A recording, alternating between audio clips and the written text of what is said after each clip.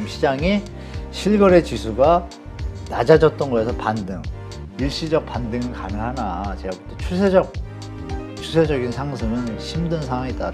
일단 특례보금자리론하고 규제 완화 덕분에 일단 일시적 반등은 이루어지고 있다 현재. 근데 중장기적으로 갈 수는 없다.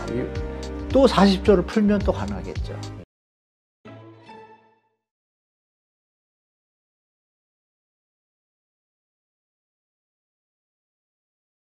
연세대 정경대학원 교수셨죠? 한문도 교수님 모셨습니다. 네, 안녕하세요. 네. 네, 지금 나오고 있는 뉴스를 보면은 서울 아파트의 실거래 지수가 올랐다. 이런 네. 것들이 계속 지금 올라오고 있거든요. 그래서 이제 바닥 타지고 이제 상승으로 돌아선 거 아니야? 뭐 이런 조심스러운 의견들도 있고요. 조심스럽지는 않은 의견인데 그냥 대놓고 많이 나오고 있어요. 많이 나오고 있는데 제가 데이터를 보면은 그 말도 일리가 있습니다. 왜냐하면 한 4주 전 그 특례보금자리론 나오면서부터 당연히 가수요가 생기잖아요. 돈을 대출을 해주니까 당연히 대출이 많아지면 주택가가 오르게 돼 있거든요. 근데 그 대출 액수가 40조잖아요. 어마어마한 액수인데 가구분으로 따지면 4억씩 대출 받으면 10만 가구분이고요. 2억씩 대출 받으면 20만 가구분이에요. 어마어마한 물량이거든요. 그럼에도 불구하고 여러분들이 판단하실 건 냉정하게 하셔야 되는데 물론 기사도 맞습니다. 예전에 바닥이 뭐 마이너스 뭐 0.5%였다. 그런데 0.2로 되고 바닥이고 반등이다 이런 얘기를 하시잖아요. 그러면 거래량이 늘고 전세가가 상승하고 미분양이 감소해야 이게 딱 맞아요. 근데 지금은 딱 거래량 맞는 거예요. 거래량만. 네, 두 개가 아직 안 받쳐주잖아요. 그러면 상승이라고 단언하기는 성급한 거죠. 네. 그게 정상적인 판단이죠. 세 개 중에 두 개가 아닌데 하나 갖고 시장을 판단하면 안 되겠죠. 그거는 또 어떻게 보면 되냐면 이 거래량의 50% 정도, 60% 정도가 다 하락 거래예요. 그 상승 거래 중에는 아시겠지만 시청자분들도 공인중개사들이 이렇게 상승기에는 집값을 조금 더 받게 해서 수수료 받고 더 하려고 이 호가 자정 거래를 하는 경우가 있어요. 그게 그러니까 뭐죠? 시세가 한 10억 선인데 네. 그러니까 대표님하고 저 각각 뭐 다른 적이에요. 그럼 가짜로 계약을 하는 거예요. 14억에 그냥 툭 쳐버리는 거예요. 그러면 손님들이 오면 14억 팔렸다 좀 있으면 더 오른다 막 이렇게 해가지고 사람을 좀 현혹시켜서 11억에 팔죠. 그런 일들이 실제로 엮을 때 많았었고 지금도 있다고 보여요. 제가 보니까 요즘 금액을 보면 특이한 것들이 많이 나오거든요. 지금 시간이 많으면 쫙 정리해서 기사하고 싶은데 근데 그런 요소들 다 감안해도 60%가 지금 하락 거래요. 지금 서울이. 거래량이 많이 늘었지만 네네. 그러니까 많이 늘은 것도 아니에요. 왜 많이? 제가 그림 하나 보여드릴게요. 네. 여기 보시면 이게 서울 아파트 거래량이에요. 이게 서울 부동산 정보광장 들어가시면 나오는데 여기 기간 치면 나와요. 이렇게 2021년 7월부터 2022년 7월, 작년 7월까지죠. 숫자가 어때요? 4천, 4천, 2천, 2천. 이때부터 우리가 조금 벌써 기미가 좀 이상하죠. 1000대, 그죠? 그리고서 이제 2022년으로 가볼까요? 7월부터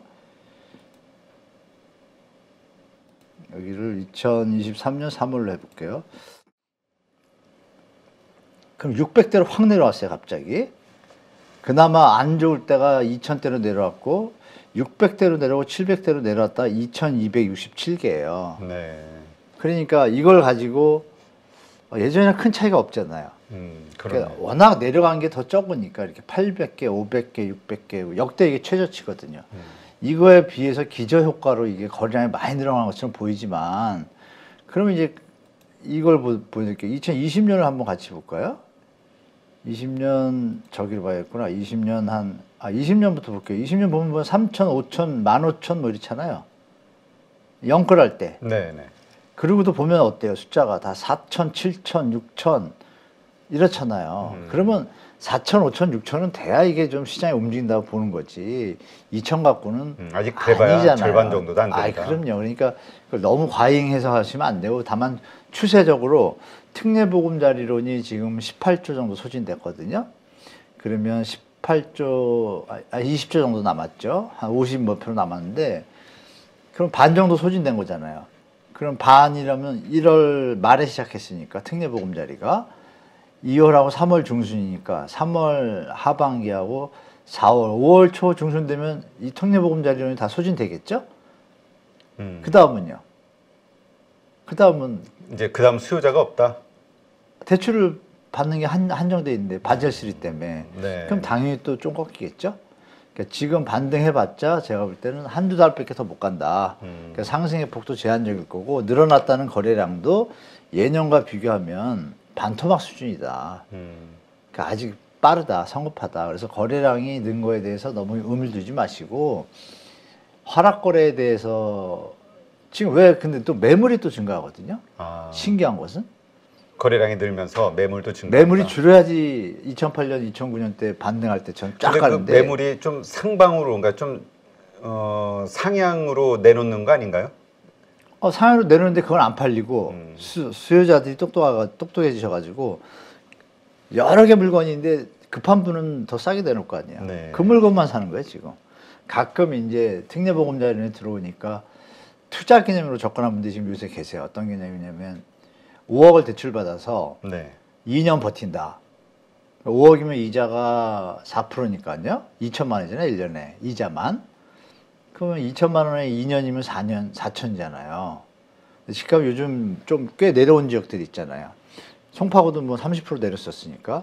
근데 거기가 27억 가다가 뭐 20억대로 왔으니까 10%면 2억 오른 거잖아요. 네. 그러면 말씀드린 대로 4천 투자했다가 2억 오르면 1억 6천을 벌잖아요.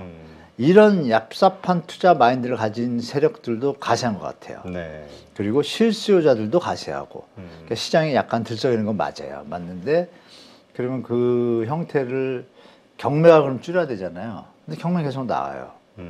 아이러니한 상황이 벌어집니다. 그러니까 시장에 대해서 모두가 여기를 가리킬 때 그나마 쳐다볼 수 있지만 몇 사람이 여기를 가리키고 몇 사람이 여기 다 있는데 여기가 맞다 그러면 안 되잖아요. 그러니까 그런 걸 같이 보셔라. 그래서 지금 시장이 실거래 지수가 낮아졌던 거에서 반등, 기저 효과는 분명히 있죠. 그러니까 성적이 90점, 100점 맞던 애가 20점대로 내려왔어요. 근데 40점 됐어요. 네. 얘가 잘하는 거예요? 아니잖아요.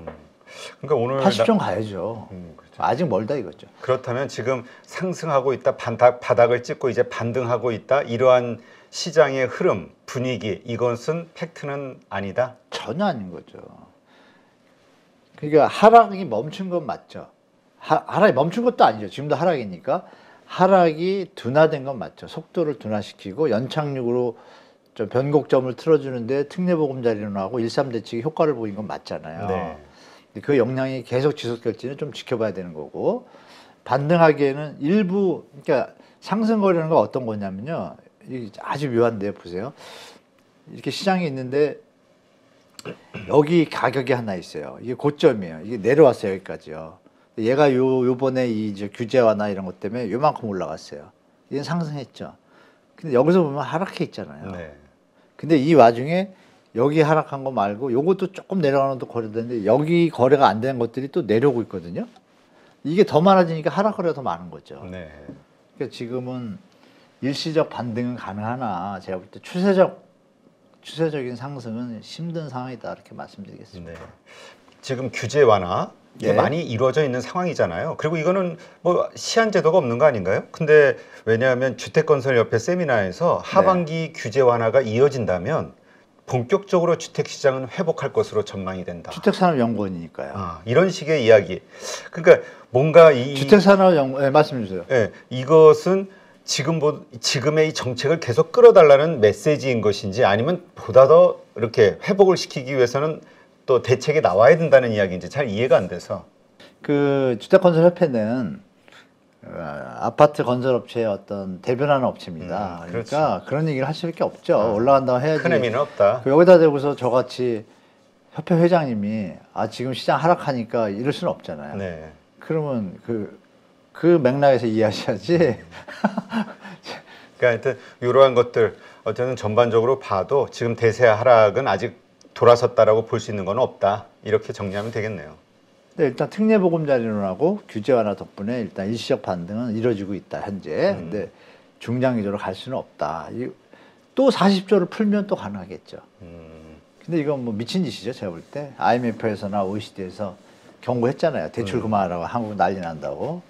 그거를 뭐 무시하고 나면 나중에 더 큰 일이 터지겠죠. 반등하더라도 그게 떠받치는 거지. 뭘로요? 대출로. 대출로. 소득이 늘어나서 받친 게 아니잖아요. 그렇죠. 비정상적인 가격이기 때문에 언젠간 또 큰일이 나겠죠. 네. 네, 알겠습니다.